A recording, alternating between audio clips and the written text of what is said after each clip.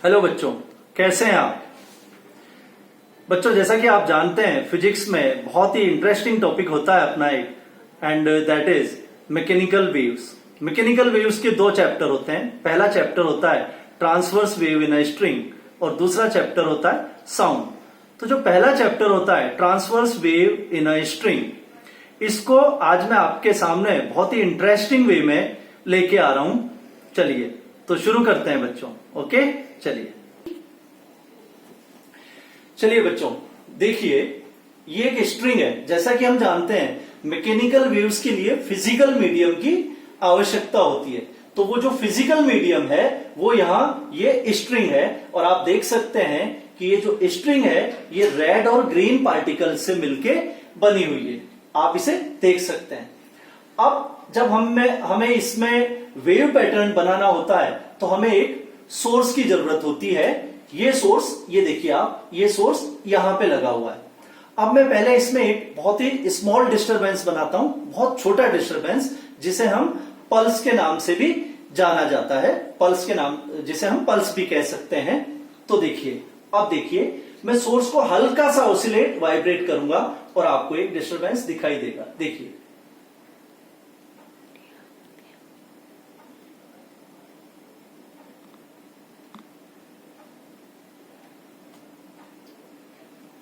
ये देखिए बच्चों, ध्यान से देखिए, एक स्मॉल डिस्टरबेंस आगे बढ़ता हुआ। आप मुझे बताइए कि इसमें क्या चीज आप आगे बढ़ते हुए देख रहे हैं। ध्यान से देखिए और बताइए कि आगे राइट डायरेक्शन में क्या ट्रेवल कर रहा है। क्या मीडियम के पार्टिकल्स राइट डायरेक्शन में ट्रेवल कर रहे हैं? आप किसी ग्रीन पार्टिकल को देखिए आप किसी भी ग्रीन पार्टिकल को देखिए, तो आप देखेंगे कि वो अप एंड डाउन मोशन कर रहा है। वो राइट डायरेक्शन में नहीं जा रहा है, उसकी पोजीशन एक्स डायरेक्शन में डिस्प्लेस नहीं हो रही है। आप देखिए, ध्यान से देखिए, बेसिकली जो चल के जा रहा है वो जा रहा है डिस्टरबेंस। हम कह सकते हैं कि एनर्जी का प्रोपगेशन इस डायरेक्शन में हो रहा है और मीडियम का पार्टिकल तो केवल अप एंड डाउन कर रहा है। आप देख सकते हैं इसे ध्यान से। ये देखिए, ग्रीन पार्टिकल आप देखें अप एंड डाउन, इसी प्रकार से रेड पार्टिकल भी अप एंड डाउन करता हुआ। तो ये एक डिस्टरबेंस था, पल्स, जो मैंने आपको समझाया। चलिए बच्चों, अभी हमने पल्स देखा, अब हम इसमें एक कंटिन्यूअस वेव पैटर्न बनाएंगे। कंटिन्यूअस वेव पैटर्न के लिए हमें जरूरत है कि स्ट्रिंग में कंटिन्यूअसली एनर्जी की सप्लाई करें। तो ये सोर्स जो है एनर्जी सप्लायर का काम करेगा, और ये सोर्स, इस सोर्स का मोशन हम वर्टिकली अप एंड डाउन इस तरीके से करवाएंगे। बेसिकली ये सिंपल हार्मोनिक मोशन करेगा। तो इसमें आप देखेंगे कि एक sinusoidal wave pattern, sine wave आपको बनती हुई दिखाई देगी। तो देखिए, सोर्स ऑफ एनर्जी, जिसे हम ऑसिलेटर कहते हैं, जो स्ट्रिंग के लेफ्ट एंड पे लगा हुआ है। अब मैं इसे ऑसिलेट करवाता हूं। ये देखिए,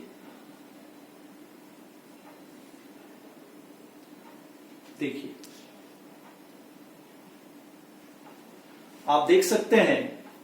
एक बार फिर से बनाता हूं। देखिए, ये देखिए, ऐसा लग रहा है कुछ चल के जा रहा है। देखिए आप, ये देखिए, ऐसा लग रहा है ना कि कुछ चल के जा रहा है। ऐसा लगता है जैसे कोई मीडियम के पार्टिकल्स इधर चल के जा रहे हैं, लेकिन वास्तव में ऐसा नहीं है। आप ध्यान से देखिए, आप ध्यान से देखिए, ये जो डॉटेड लाइन है ये कहलाती है मीन पोजीशन। ये मीन पोजीशन है, और आप देखेंगे तो मीडियम के पार्टिकल्स मीन पोजीशन से vertically up and down motion कर रहे हैं। आप किसी भी ग्रीन पार्टिकल को देखिए, पहले वो ऊपर जाता है, मीन पे आता है, नीचे जाता है, वापस मीन पे आता है, वर्टिकल, इस तरीके का मोशन हो रहा है। जबकि ये देखिए, ये चीज चल के आगे जा रही है। दिस इज डिस्टरबेंस, यानी बेसिकली एनर्जी इस डायरेक्शन में जा रही है और मीडियम के पार्टिकल्स इस डायरेक्शन में ऑसिलेट कर रहे हैं। This is the direction of wave propagation and this is the direction of motion of the medium particles. यही ट्रांसवर्स वेव है। ट्रांसवर्स वेव बेसिकली एक ऐसी वेव जिसमें मीडियम के पार्टिकल्स वेव प्रोपगेशन की डायरेक्शन के परपेंडिकुलर ऑसिलेट करते हैं। इस डायरेक्शन में एनर्जी ट्रैवलिंग है और इस डायरेक्शन में मीडियम के पार्टिकल्स का ऑसिलेशन। आप देख सकते हैं एनर्जी, ये देखिए डिस्टरबेंस या एनर्जी राइट डायरेक्शन में जाते हुए और मीडियम के पार्टिकल्स वर्टिकल मोशन करते हुए मीन पोजीशन के about up and down motion करते हुए आप देख सकते हैं।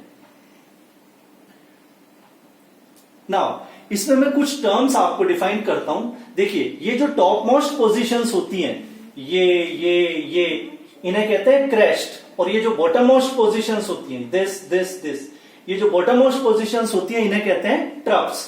तो क्रेस्ट आपको आगे बढ़ता हुआ दिखाई दे रहा है, ट्रफ आपको आगे बढ़ता हुआ दिखाई दे रहा है। ये क्रेस्ट जिस स्पीड से आगे बढ़ता है इसे कहते हैं वेव स्पीड। ये देखिए ये जिस स्पीड से आगे जा रहा है इसे कहते हैं वेव स्पीड। तो क्रेस्ट आगे बढ़ते हैं, ट्रफ्स आगे बढ़ते हैं, बेसिकली ये डिस्टरबेंस के पार्ट है जो आगे बढ़ते हैं, लेकिन मीडियम के पार्टिकल्स अपनी जगह वर्टिकल मोशन करते हैं up and down. So disturbance और एनर्जी आगे बढ़ते हुए आप देख सकते हैं। चलिए बच्चों, वेव्स में जो टर्म्स यूज में ली जाती हैं, बेसिकली वेव्स कैरेक्टरिस्टिक्स जो होती हैं, अब मैं आपको वो एक्सप्लेन करता हूं। इसमें एक शब्द सुनने को मिलता है ऑसिलेशन। एक ऑसिलेशन क्या होता है? तो देखिए एक ऑसिलेशन का मतलब सोर्स जो है इसका यहां से स्टार्ट होके ऊपर जाना, यानी क्रेस्ट पोजीशन तक जाना, वापस मीन तक आना, फिर trough position bottom most position तक जाना और वापस मीन तक आना। यह कहलाता है एक ऑसिलेशन। यानी कि हर मीडियम का पार्टिकल ऊपर जाएगा, वापस मीन तक आएगा, नीचे जाएगा और फिर वापस मीन तक आएगा। इसे कहते हैं एक ऑसिलेशन। देखिए मैं सोर्स का आपको एक ऑसिलेशन करके दिखाता हूं। देखिए सोर्स पे नजर रखिए यहां पे और देखिए इसका एक ऑसिलेशन। ये देखिए ये ऊपर जा रहा है, देखिए ऊपर जा रहा है सोर्स। अब ये टॉप पोजीशन तक पहुंच चुका है, अब नीचे आ रहा है सोर्स, वापस मेन पोजीशन पे आ गया है और अब देखिए बॉटम मोस्ट पोजीशन पे आता हुआ ये बॉटम मोस्ट पोजीशन पे आ गया और अब वापस ऊपर जा रहा है और ये वापस अपनी इनिशियल पोजीशन पे आ गया है। ये हुआ है सोर्स का एक ऑसिलेशन। और आप देख सकते हैं कि जब सोर्स ने अपना एक ऑसिलेशन बनाया तो इसे कहते हैं एक साइकिल, और एक साइकिल में आप देख सकते हैं इस तरीके का वेव पैटर्न बनता है। ये एक साइकिल में वेव पैटर्न इस प्रकार का बनता है। अगर मैं सोर्स को एक और ऑसिलेशन करवा देता हूं तो ऐसा ही एक और पैटर्न रिपीट हो जाएगा। ये पैटर्न आगे बढ़ जाएगा और इसकी जगह पे ऐसा ही सेम पैटर्न आपको दिखाई देगा। देखिए आप एक और ऑसिलेशन करवाते हैं सोर्स को, ये देखिए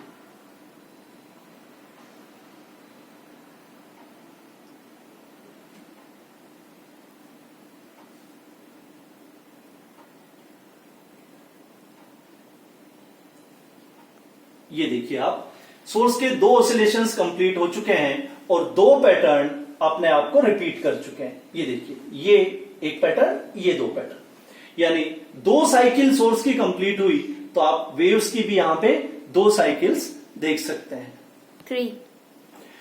हाँ बच्चों, तो अब ऑसिलेशन के बाद नेक्स्ट टर्म जो अपने आती है वो होता है टाइम पीरियड। टाइम पीरियड क्या होता है? तो टाइम पीरियड बेसिकली एक ऑसिलेशन कंप्लीट करने में जो समय लगता है उसे हम टाइम पीरियड कहते हैं। आप देखिए सोर्स का एक ऑसिलेशन, मीडियम के पार्टिकल्स का एक ऑसिलेशन, तो एक ऑसिलेशन कंप्लीट करने में जो समय लगता है उसे हम कहते हैं time period. Now next term जो आती है वो है फ्रीक्वेंसी। फ्रीक्वेंसी क्या होती है? जैसा कि आप जानते हैं frequency reciprocal of time period होती है। मतलब फ्रीक्वेंसी का मतलब है कि एक सेकंड में सोर्स जितने ऑसिलेशंस या वाइब्रेशंस करता है उसे कहते हैं हम फ्रीक्वेंसी। वापस से, एक सेकंड में सोर्स जितने ऑसिलेशंस या वाइब्रेशंस करता है उसे कहते हैं हम फ्रीक्वेंसी। एक सेकंड में सोर्स जितने वाइब्रेशंस या ऑसिलेशंस करता है, मीडियम का हर पार्टिकल भी उतने ही वाइब्रेशंस या ऑसिलेशंस करता है। इसका मतलब जो सोर्स की फ्रीक्वेंसी होती है वो ही फ्रीक्वेंसी सारे मीडियम के पार्टिकल्स की होती है। हम कह सकते हैं कि सोर्स जिस फ्रीक्वेंसी से एसएचएम करता है, मीडियम के भी सभी पार्टिकल्स उसी फ्रीक्वेंसी से एसएचएम करते हैं और वही फ्रीक्वेंसी वेव की फ्रीक्वेंसी भी होती है। यानी कि हम यहां पे सिंपल वे में कह सकते हैं कि फ्रीक्वेंसी केवल सोर्स पे डिपेंड करती है, और एक बार सोर्स जो फ्रीक्वेंसी सेट कर देता है फिर वेव आगे किसी भी मीडियम में जाएगी तो फ्रीक्वेंसी कभी भी चेंज नहीं होगी।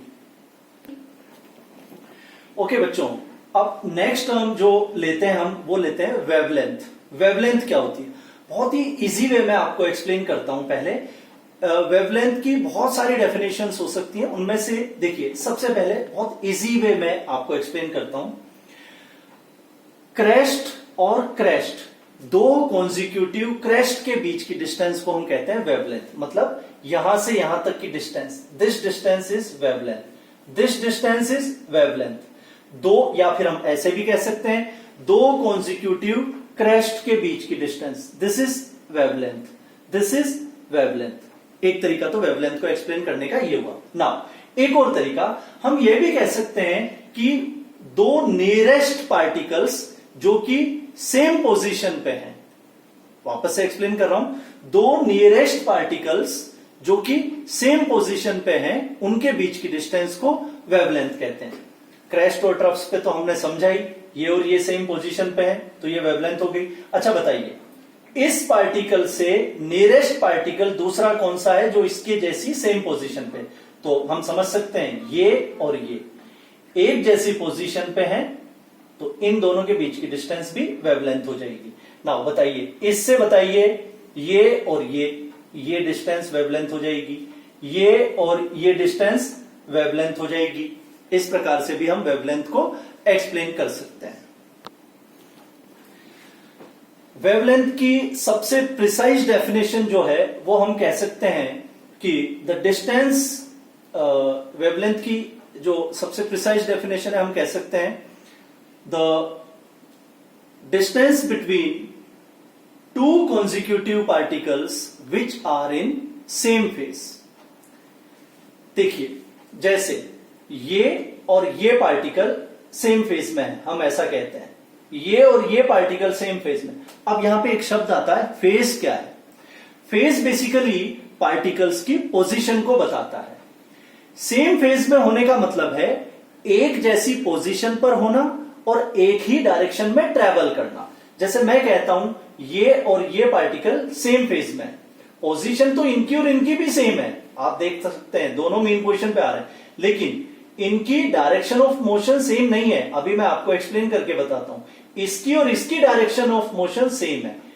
ये और ये सेम फेज में है, ये और ये अपोजिट फेज में है। देखिए कैसे, आप देखिए, ये देखिए, ये दोनों पार्टिकल्स एक ही डायरेक्शन में ट्रेवल कर रहे हैं, जबकि ये पार्टिकल इन दोनों से अपोजिट डायरेक्शन में ट्रेवल कर रहा है। आप देखिए, ये दोनों ग्रीन पार्टिकल्स ऊपर जा रहे हैं और ये नीचे आ रहा था, तो ये दोनों पार्टिकल्स सेम फेज में कहलाएंगे। ये देखिए, alternate green particles same phase में है, एक साथ एक जैसी पोजीशंस पे होते हैं और एक ही डायरेक्शन में ट्रेवल करते हैं। जबकि जो नियरेस्ट ग्रीन पार्टिकल्स हैं वो अपोजिट फेज में हैं। आप उनकी पोजीशंस को देख सकते हैं, ये टॉप मोस्ट पे होता है तो ये बॉटम मोस्ट पे होता है। और जो पार्टिकल्स अपोजिट फेज में होते हैं उनके बीच की डिस्टेंस होती है λ/2, और जो पार्टिकल्स, जो दो नियरेस्ट पार्टिकल्स सेम फेज में होते हैं उनके बीच की डिस्टेंस होती है लैम्डा। चलिए बच्चों, अब हम वेव में रिफ्लेक्शन फिनोमिना समझते हैं। तो देखिए, ये एक फिक्स्ड एंड है और जब मैं इधर से कोई वेव बनाऊंगा तो वो इस फिक्स्ड एंड से टकरा के वापस किस प्रकार से लौटेगी, वो फिनोमिना, इसे कहते हैं वेव का रिफ्लेक्ट होना। तो देखिए ध्यान से जरा, मैं एक पल्स बना रहा हूं,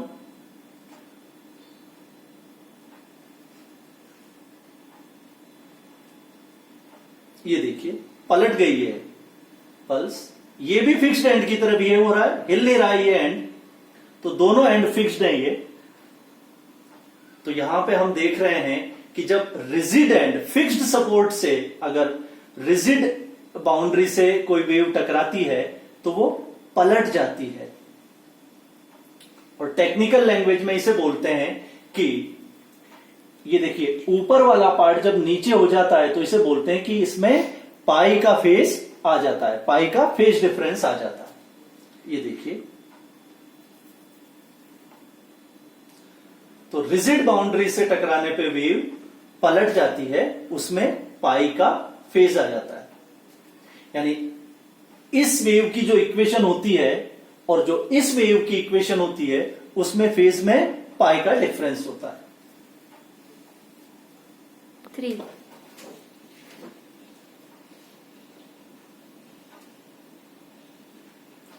अब देखिए ये फ्री बाउंड्री है। अब हम रिफ्लेक्शन फ्री बाउंड्री से, इधर फ्री बाउंड्री है और इस डायरेक्शन में फिक्स्ड एंड है।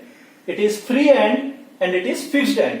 फिक्स्ड एंड पे आप देखेंगे पल्स पलट जाएगी, जबकि फ्री एंड से रिफ्लेक्शन होते हुए पल्स नहीं पलटेगी। देखिए, तो यहां फेज में कोई चेंज नहीं होता है और यहां फेज में चेंज आ जाता है, पाई का चेंज आ जाता है। आप देखिए, फ्री बाउंड्री से, फ्री एंड से जब वेव रिफ्लेक्ट होके आती है तो फेज में चेंज नहीं आता है, आप देख सकते हैं। और फिक्स्ड एंड से जब वेव रिफ्लेक्ट होती है तो आप देखते हैं कि वेव पलट करके जाती है। देखिए आप ध्यान से,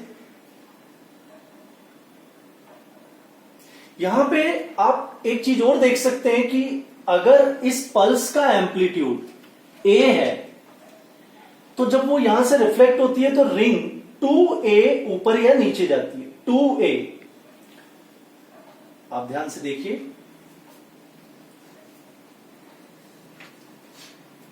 स्लो मोशन में देखते हैं इसे। देखिए, अगर ये एम्पलीट्यूड a है तो आप देखेंगे कि ये रिंग 2a ऊपर तक जाएगी। ये मैथमेटिकली भी हम इसे एक्सप्लेन कर सकते हैं सुपरपोजिशन से। देखिए, जो कि अपना नेक्स्ट पार्ट होगा एक्सप्लेनेशन का। ध्यान से देखिए, आप इसकी हाइट यहां से यहां तक देखिए a है, आप देखेंगे रिंग 2a ऊपर तक जाएगी। देखिए,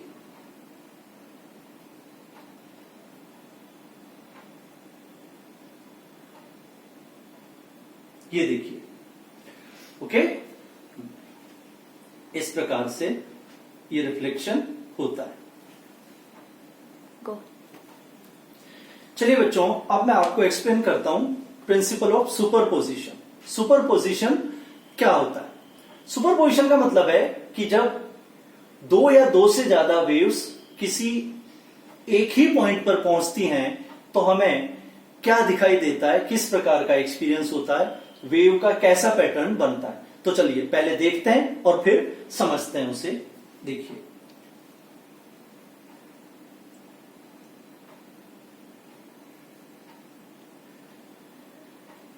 ये देखिए, ये दो पल्सेस, एक इधर से आती हुई, एक इधर से आती हुई।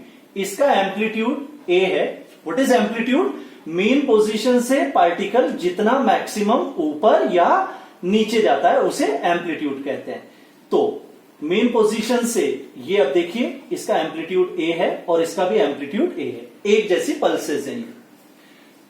तो ये इधर जाते हुए, ये इधर आते हुए, देखते हैं जरा, जब ये एक पॉइंट पे मिलती हैं तो क्या होता है। देखिए, ये देखिए, आपने देखा कि ए एम्पलीट्यूड की पल्स थी, ए एम्पलीट्यूड की पल्स थी, और जब एक पॉइंट पे मिली तो रिजल्टिंग एम्पलीट्यूड उनका 2a हो गया है।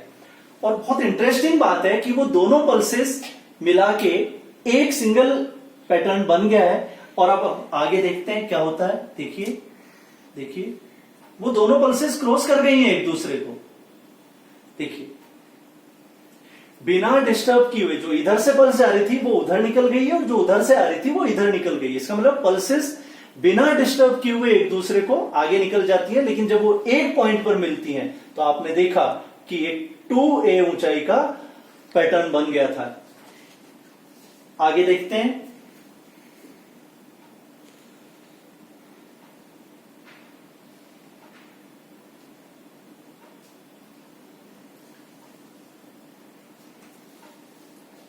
ये देखिए,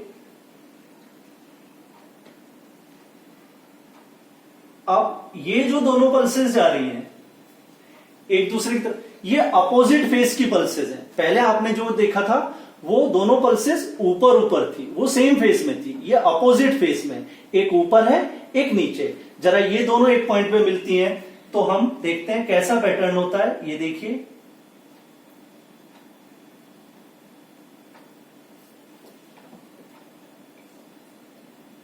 और ऐसा लग रहा है कि स्ट्रिंग सीधी हो गई है, वेव पैटर्न गायब हो गया है।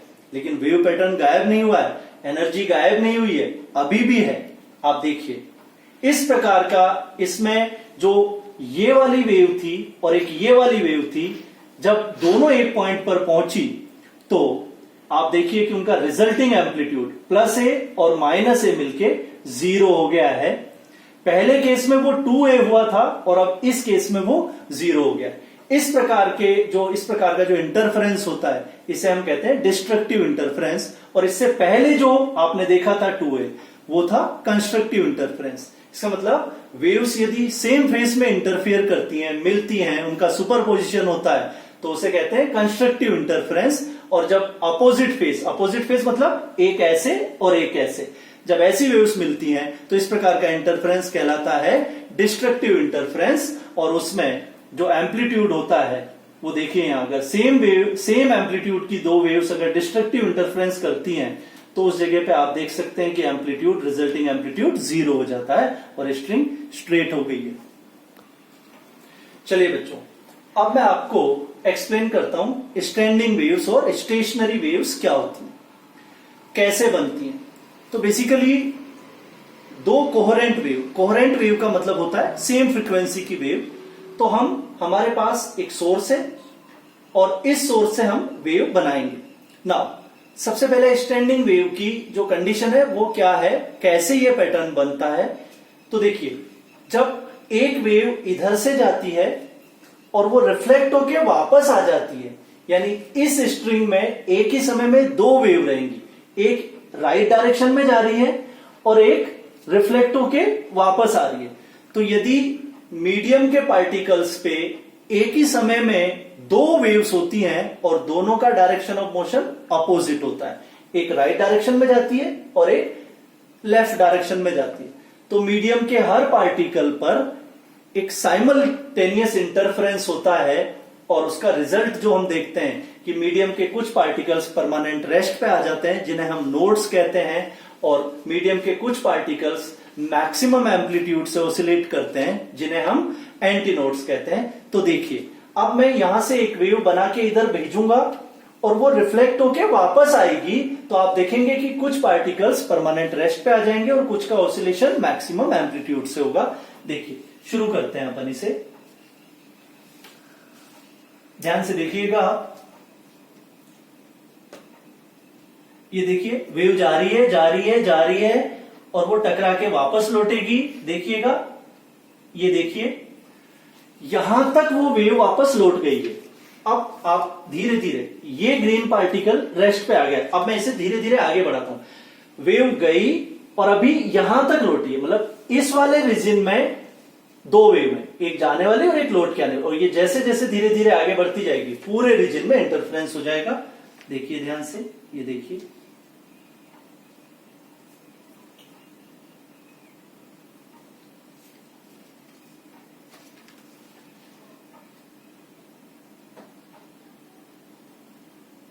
अब आप देख सकते हैं ये वेव इधर जाके और यहां तक वापस आ चुकी है। ये जो ग्रीन पार्टिकल्स हैं ये नोड की तरह बिहेव करेंगे और दो ग्रीन पार्टिकल्स के बीच के जो पार्टिकल है ये एंटी नोड है।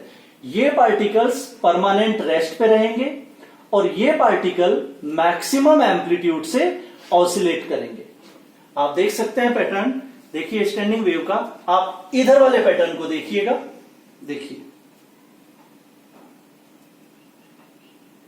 ये देखिए, ग्रीन पार्टिकल्स आपको रेस्ट पे दिखाई देते हुए,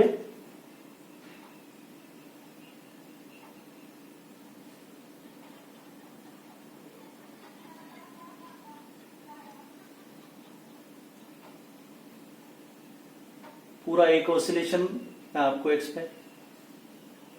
ये देखिए, स्ट्रिंग बिल्कुल सीधी हो गई है।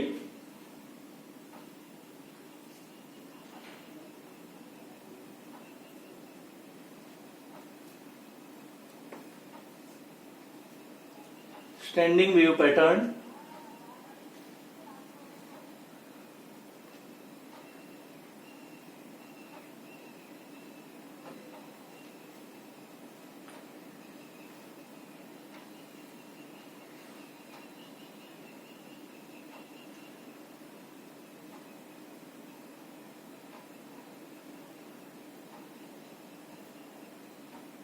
आप देख सकते हैं कि ग्रीन पार्टिकल्स रेस्ट पे हैं और ये जो पार्टिकल है दोनों ग्रीन पार्टिकल यानी ये नोड्स हैं and these particles these positions are called anti nodes. ये पार्टिकल्स मैक्सिमम एम्पलीट्यूड से ऑसिलेट करते हैं, इन्हें कहते हैं एम्पलीट्यूड्स। इनका एम्पलीट्यूड 2a होता है।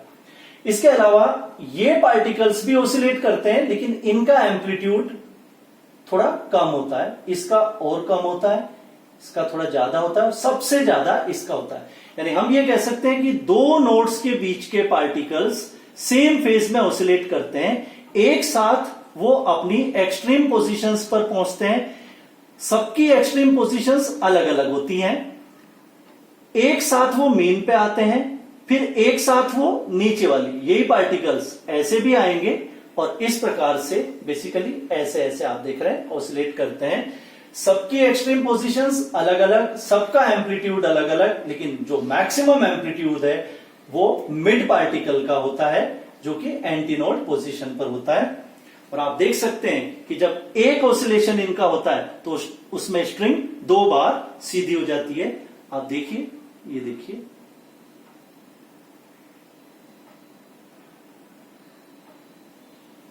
देखिए सारे पार्टिकल्स एक साथ मेन पोजीशन पे आएंगे, ये देखिए। और हम ये कह सकते हैं कि नोड के इस साइड के पार्टिकल और इस साइड के पार्टिकल, नोड से जस्ट इधर के पार्टिकल और जस्ट इधर के पार्टिकल अपोजिट फेस में होते हैं। जब ये नीचे आ रहे होते हैं तो ये ऊपर जा रहे होते हैं और दो नोड्स के पार्टिकल का मोशन सेम डायरेक्शन में होता है, जबकि नोड से जस्ट इस साइड और इस साइड अपोजिट साइड के पार्टिकल्स का मोशन अपोजिट डायरेक्शन में होता है। आप देख सकते हैं, ये देखिए, तो ये स्टैंडिंग वेव।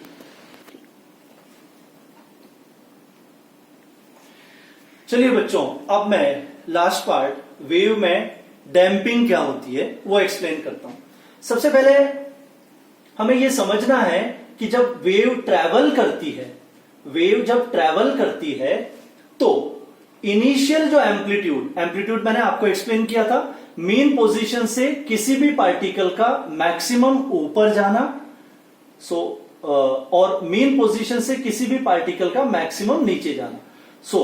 हम ये कह सकते हैं कि मीन पोजीशन से एक पार्टिकल जितनी मैक्सिमम हाइट तक जाता है या मीन पोजीशन से एक पार्टिकल जितनी मैक्सिमम डेप्थ तक जाता है उसे कहते हैं हम एम्पलीट्यूड। यहां से यहां तक की डिस्टेंस ये एम्पलीट्यूड है या फिर ये एम्पलीट्यूड है, ये एम्पलीट्यूड होता है।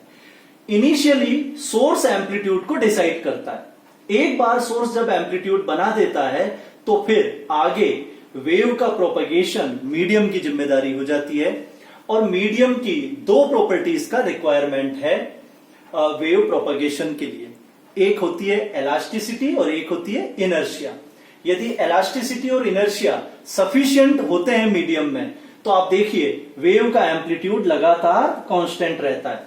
सभी जगह आप देख रहे हैं एम्पलीट्यूड ए है, लेकिन यदि कहीं ना कहीं इलास्टिसिटी और इनर्शिया में कुछ कमी नजर आती है तो फिर वेव के एम्पलीट्यूड में धीरे धीरे हम देखेंगे डिक्रीमेंट होता जाता है, यानी एनर्जी का लॉस होता जाता है। जैसे कि देखिए, ये देखिए, आप देख सकते हैं यहां पे एम्पलीट्यूड अगर ए है तो आप देख सकते हैं a/2, a/3, a/4 और एम्पलीट्यूड लगातार कम होता हुआ। So this wave is called damped wave. चलिए बच्चों, और अब सबसे लास्ट में हम सबसे इंपॉर्टेंट पार्ट एक्सप्लेन करते हैं, एनर्जी इन वेव्स। जैसा कि हम जानते हैं ट्रैवलिंग और प्रोग्रेसिव वेव जो होती है उसमें हम देखते हैं एनर्जी ट्रैवल करके जाती है, एनर्जी का ट्रांसफर होता है। तो नाउ एनर्जी क्या होती है मैं एक्सप्लेन करता हूं। देखिए, जब इस स्ट्रिंग में कोई वेव नहीं होती तो स्ट्रिंग स्ट्रेट होती है, जैसा आपने देखा था ऐसे स्ट्रेट होती है। और जब इसमें वेव बन जाती है तो स्ट्रिंग ऐसी हो जाती है। यानी हम ये कह सकते हैं कि स्ट्रिंग की लेंथ में चेंज आता है, स्ट्रिंग जो है थोड़ी स्ट्रेच होती है। नाउ इस स्ट्रेच के कारण इस स्ट्रिंग में पोटेंशियल एनर्जी आ जाती है। अब देखिए जो टॉप पोजीशंस हैं वहां पे जो मीडियम के पार्टिकल्स हैं उनमें डिस्टेंस एकदम आप देखिए बहुत पास पास है, वो कोई गैप नहीं आया है। इसका मतलब यहां पे कोई स्ट्रेच नहीं है। इसका मतलब हम कह सकते हैं कि ये जो क्रेस्ट पोजीशंस के और ट्रफ पोजीशंस के जो पार्टिकल्स होते हैं यहां पे कोई स्ट्रेच नहीं है, इसलिए यहां पे पोटेंशियल एनर्जी इन सभी जगह पे पोटेंशियल एनर्जी 0 है क्योंकि कोई स्ट्रेच नहीं है। आप देखिए ये जो मेन पोजीशन के पार्टिकल्स हैं, आप देखिए यहां पे स्ट्रेच ज्यादा मैक्सिमम स्ट्रेच है, इसलिए हम कह सकते हैं कि जो मेन पोजीशन के पार्टिकल्स होते हैं इनमें यहां पे मैक्सिमम पोटेंशियल एनर्जी होती है। सो ये बहुत इंपॉर्टेंट क्वेश्चन होता है कि कहां पे पोटेंशियल एनर्जी मैक्सिमम होती है। मेन पोजीशन के पार्टिकल्स पे पोटेंशियल एनर्जी मैक्सिमम होती है क्योंकि आप देख सकते हैं कि स्ट्रिंग में यहां पे मैक्सिमम स्ट्रेच है। कहां पे पोटेंशियल एनर्जी 0 होती है? एक्सट्रीम पोजीशंस, क्रेस्ट और ट्रफ पोजीशंस के पार्टिकल्स, यहां पे पोटेंशियल 0 होती है क्योंकि यहां पे कोई स्ट्रेच नहीं है। आप देखिए मीडियम के पार्टिकल्स पास पास है। नाउ ये तो हुई पोटेंशियल एनर्जी की बात। अब बात करते हैं काइनेटिक एनर्जी। काइनेटिक एनर्जी आती है due to motion of the particles. आप देखिए जब पार्टिकल मेन पोजीशन से मैक्सिमम हाइट पर जाता है, जब वो क्रेस्ट पोजीशन यानी टॉप मोस्ट पोजीशन या बॉटम मोस्ट पोजीशन पर होता है तो वो अपना डायरेक्शन चेंज करता है, यहां से जाता है और फिर वापस लौटता है। तो मोमेंटरीली इन पोजीशंस पे पार्टिकल की वेलोसिटी 0 होती है। ये जो क्रेस्ट पोजीशंस और ट्रफ पोजीशंस हैं इन पे पार्टिकल की वेलोसिटी 0 होती है। पार्टिकल की वेलोसिटी 0 होने के कारण इन पोजीशंस पे पार्टिकल की काइनेटिक एनर्जी भी 0 होती है। यानी देखिए बहुत ही इंटरेस्टिंग फिनोमिना दिख रहा है। काइनेटिक एनर्जी भी इन पोजीशंस पे 0 है और पोटेंशियल एनर्जी भी इन पोजीशंस पे 0 है। नाउ मेन पोजीशन को आप देखिए, जैसा कि हम जानते हैं ये साइनोसॉइडल वेव है, मीडियम का हर पार्टिकल एसएचएम कर रहा है। तो एसएचएम करते पार्टिकल की वर्टिकल डायरेक्शन में ऐसे एसएचएम कर रहा है, एसएचएम करते पार्टिकल की जो मैक्सिमम वेलोसिटी होती है वो मेन पोजीशन पर होती है। और अगर यहां पे मैक्सिमम वेलोसिटी होती है तो उसकी काइनेटिक एनर्जी भी मैक्सिमम होती है। यानी हम कह सकते हैं कि जो मेन पोजीशन के पार्टिकल्स होते हैं उनकी काइनेटिक एनर्जी मैक्सिमम होती है। तो बहुत ही interesting phenomena. Maximum kinetic energy and maximum potential energy हमेशा मेन पोजीशन पर होती हैं और 0 kinetic energy and 0 potential energy extreme positions यानी क्रेस्ट और ट्रफ वाली पोजीशंस पे होती हैं। इसका मतलब सीधा सा कंक्लूजन एक इजी वे में हम बोल सकते हैं कि किसी भी पोजीशन के पार्टिकल की जो है वो काइनेटिक एनर्जी और पोटेंशियल एनर्जी मैग्नीट्यूड में सेम होती है और ये डिराइव भी किया जा सकता है। ओके बच्चों, तो बच्चों आपने देखा, मैंने कोशिश की कि आपको वेव्स का विजुअलाइजेशन हो, आप उसमें बेसिक कैरेक्टरिस्टिक्स को समझने की कोशिश करें। आई होप आपको बहुत पसंद आया होगा। Wish you all the best. Thank you very much.